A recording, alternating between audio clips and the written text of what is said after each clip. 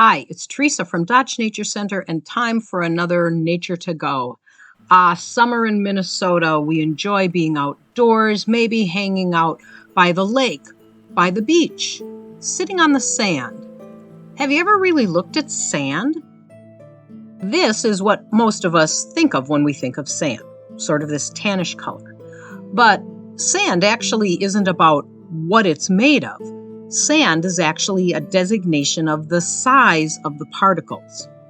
Scientists classify rocks in different ways, and one of them is by the size of the rock. So they start out with boulders. Then next largest are cobbles.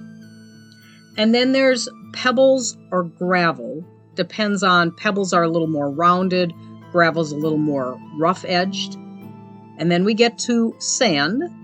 And then even smaller than sand, you have silt, and finally clay.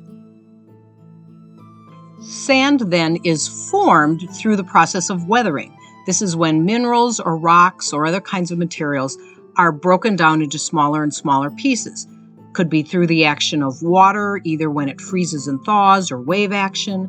It could be when plants or lichens break down the rocks. Weathering also happens through wind action.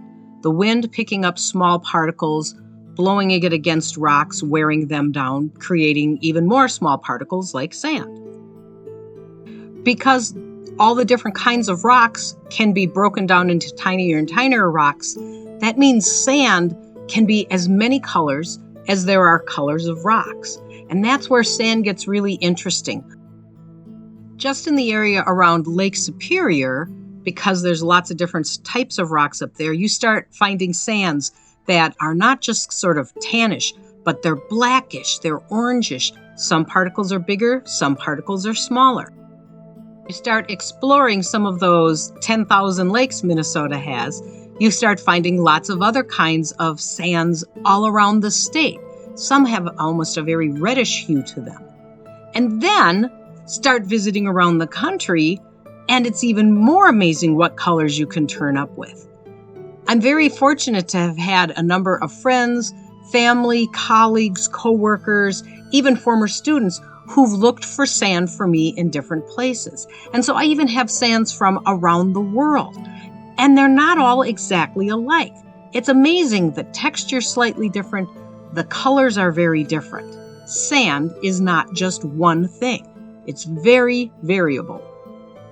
This is one of my favorite sand samples because it doesn't come from a rock. Sand can also come from shells or, in this case, from coral. But what's unusual about it is parrotfish will eat the coral and then they process it through their body, and what comes out is the sand. So in this case, parrotfish poop is sand. So the next time you're at a beach, stop and look at the sand. Maybe even start your own sand collection, and then you can be an arenophile too. Thanks for stopping by and watching this episode of Nature to Go, and we'll talk to you again next time.